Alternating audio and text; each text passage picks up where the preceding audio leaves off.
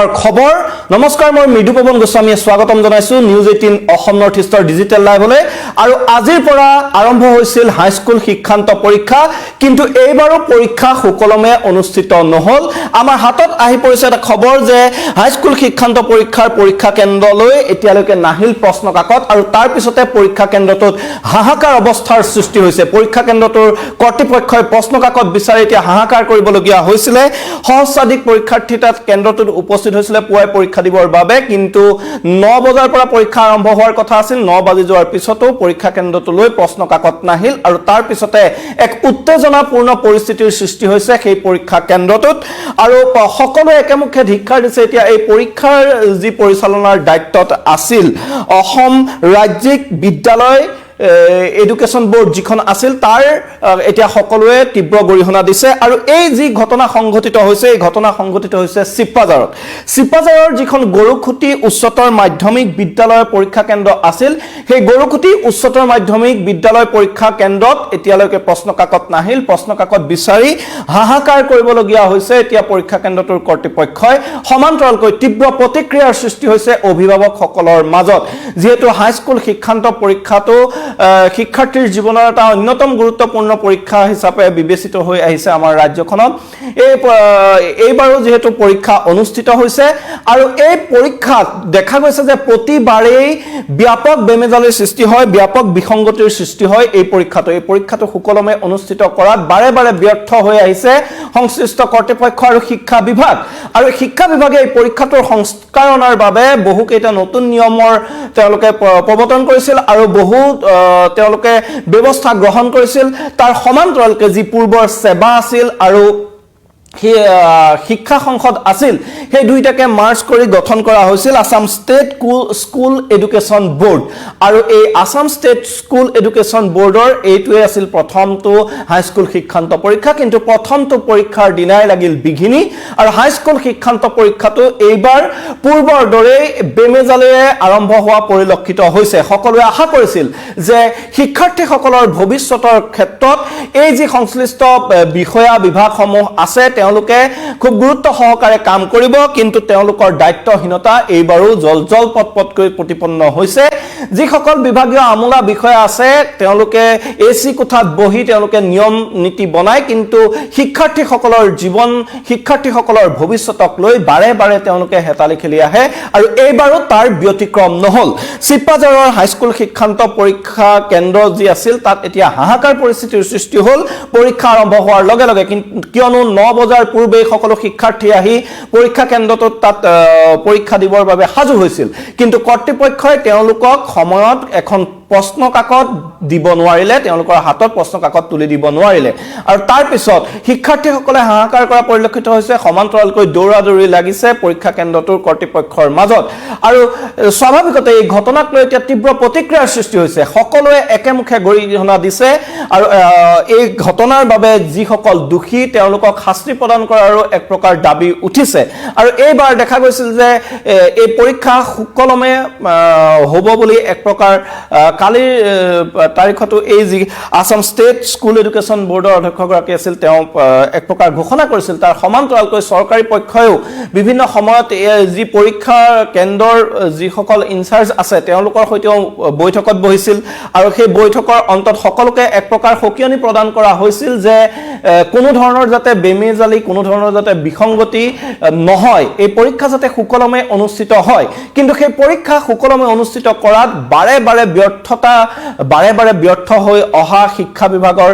যি তেওঁলোকৰ এক কলংকিত ইতিহাস আছে সেই কলংকিত ইতিহাসৰ কোনো সলনি নহল পূৰ্বৰ বাৰম্বাৰ ভুলৰ পৰা যেন কোনো শিক্ষা নহল শিক্ষা বিভাগৰ পূৰ্বৰ বাৰম্বাৰ ভুলৰ পৰা যেন কোনো শিক্ষা নললে এই যি Assam state school education board আছে তেওঁলোকে আৰু তাৰ ফলতেই পৰীক্ষাৰ আৰম্ভণিৰ দিনাই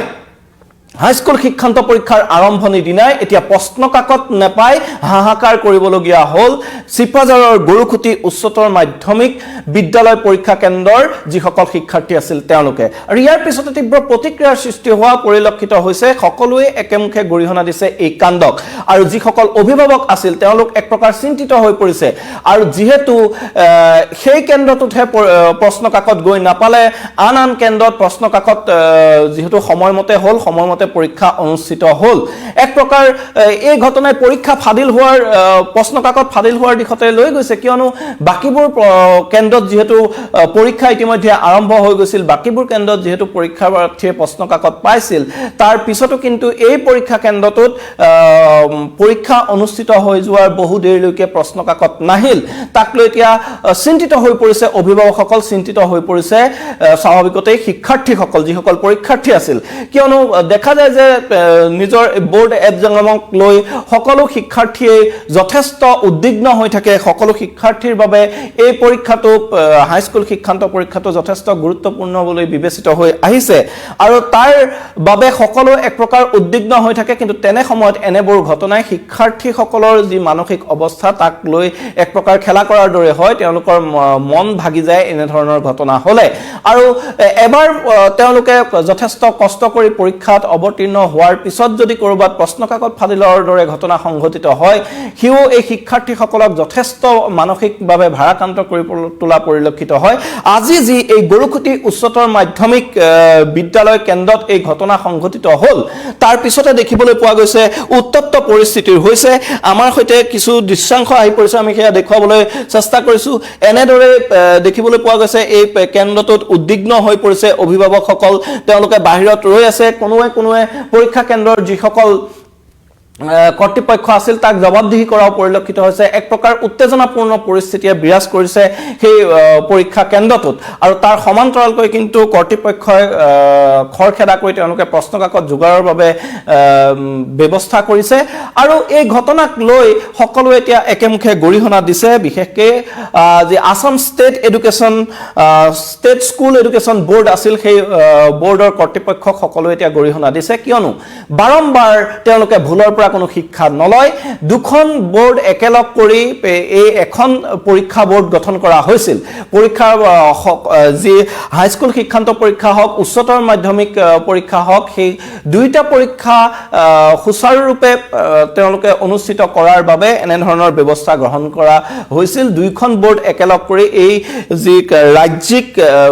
যি বিদ্যালয় পৰীক্ষা বোৰ্ড গঠন কৰা হৈছিল কিন্তু ৰাজ্যিক বিদ্যালয় পৰীক্ষা বোৰ্ডে প্ৰথমবাৰতে যেন তেওঁলোকে মুখ ঠেকেচা খাইছে তেওঁলোকৰ যি পূৰ্বৰ যি তেওঁলোকৰ স্বভাৱ পূৰ্বৰ যি তেওঁলোকৰ একঘামী এটা স্বভাৱ সেই স্বভাৱৰ পৰা তেওঁলোক যেন মুক্ত হ'ব নোৱাৰিলে তেওঁলোক যেন ওলাই আহিব নোৱাৰিলে আমি এইখন অসমতে দেখিছো যে এডিআৰই পৰীক্ষাৰ দৰে পৰীক্ষা বা বিভিন্ন ধৰণৰ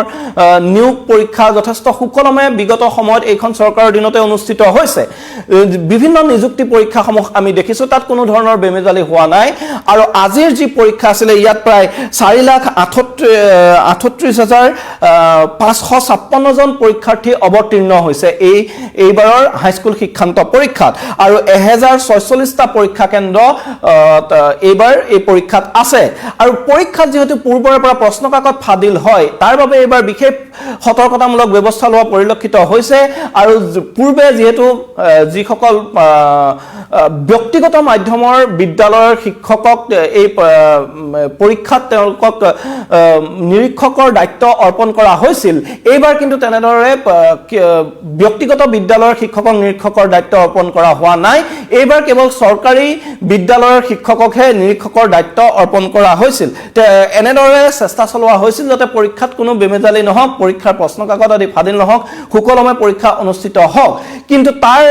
মাজতে প্ৰথম দিনাই এক প্ৰকাৰ এই গোটেই ব্যৱস্থাটোক বুমেৰাং কৰি চিপাঝাৰত সংঘটিত হ'ল এই ঘটনা আৰু চিপাঝাৰৰ গৰুখুটি উচ্চতৰ মাধ্যমিক বিদ্যালয় কেন্দ্ৰত এতিয়া প্ৰশ্নকাকতেই নাহিল সময়মতে প্ৰশ্নকাকত বিচাৰি পৰীক্ষাৰ্থীয়ে পৰীক্ষা হলত হাবাথুৰি খাবলগীয়া হ'ল পৰীক্ষাৰ্থীক প্ৰশ্নকাকত দিব নোৱাৰি বিমূৰত পৰিল পৰীক্ষা কেন্দ্ৰটোৰ কৰ্তৃপক্ষ কিয় এনে ধৰণৰ বেমেজালি সংঘটিত হ'বলৈ পায় বাৰে বাৰে কিয়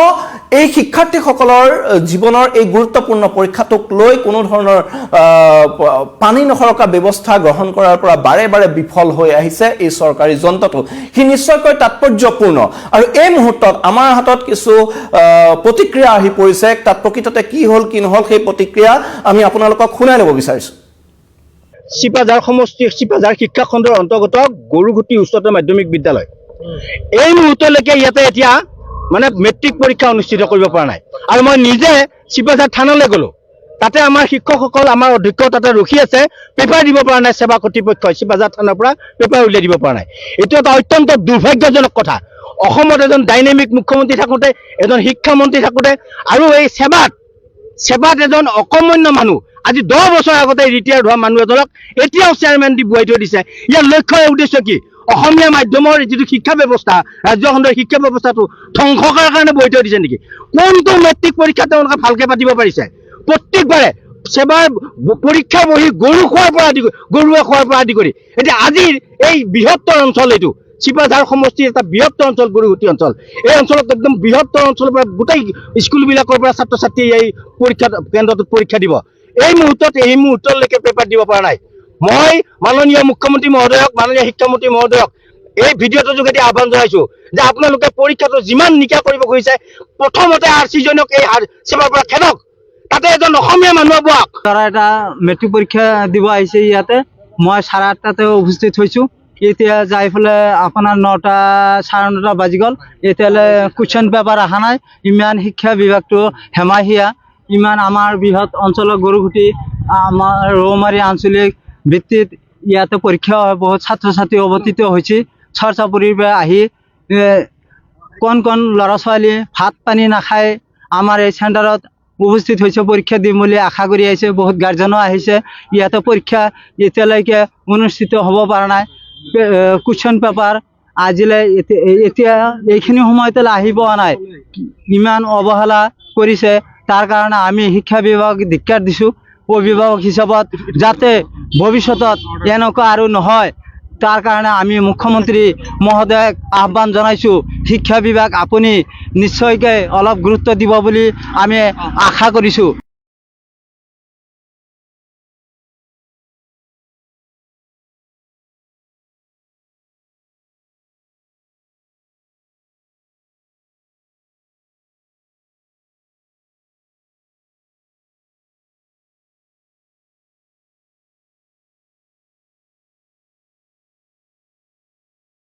এটা কথা ক'ব লাগিব যে কেৱল যেন নাম ফলকহে সলনি হয় কিন্তু কাম সলনি নহয় সেই কথা পুনৰ প্ৰমাণ কৰিলে ৰমেশ চন্দ্ৰ জৈনে আৰু এই এক প্ৰকাৰ অতি দায়িত্ব জ্ঞানহীন কাম সংঘটিত হোৱাৰ পিছতেই এতিয়া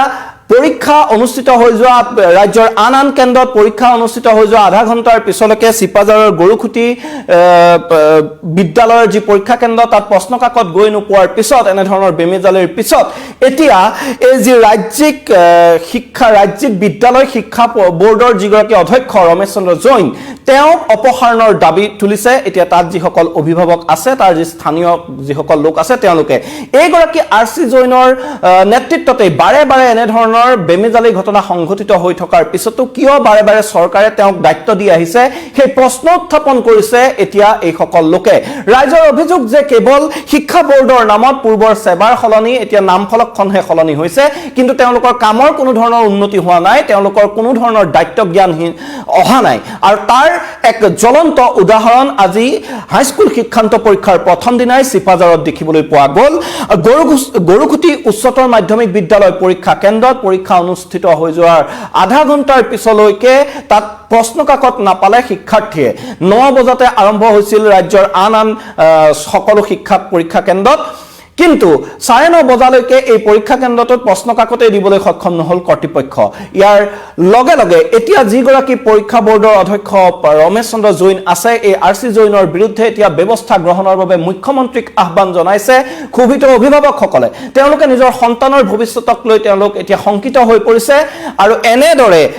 অতি বেমেজালিপূৰ্ণভাৱে পৰীক্ষা অনুষ্ঠিত কৰাৰ বাবে এতিয়া এই RC জৈনৰ বিৰুদ্ধে কঠোৰৰ পৰা কঠোৰতম ব্যৱস্থা গ্ৰহণ কৰাৰ দাবী তুলিছে তেওঁক অপসাৰণৰ দাবী তুলিছে স্থানীয় ৰাইজৰ লগতে পৰীক্ষাৰ্থীসকলৰ অভিভাৱকে সমান্তৰালকৈ সেই পৰীক্ষা কেন্দ্ৰটোৰ যিগৰাকী ইনচাৰ্জ আছিল আৰু স্থানীয় আৰক্ষী থানাৰ যিগৰাকী ইনচাৰ্জ আছিল তেওঁলোকৰ বিৰুদ্ধেও কিন্তু এতিয়া ব্যৱস্থা গ্ৰহণ কৰাৰ দাবী উত্থাপন হৈছে সকলোৱে এনে ধৰণৰ ঘটনা কাম্য নকৰে পৰীক্ষাৰ এটা অতি গুৰুত্বপূৰ্ণ পৰীক্ষা এটা অতি সুকলমে অনুষ্ঠিত কৰাৰ বাবে সকলোৱে আহ্বান জনাই আহিছে সকলো সময়তে সকলোৱে এই আহ্বানেই জনাই আহিছে যে এইবাৰ হাইস্কুল শিক্ষান্ত পৰীক্ষাৰ লগতে উচ্চতৰ মাধ্যমিক চূড়ান্ত পৰীক্ষাত যাতে কোনো ধৰণৰ বেমেজালি নহওক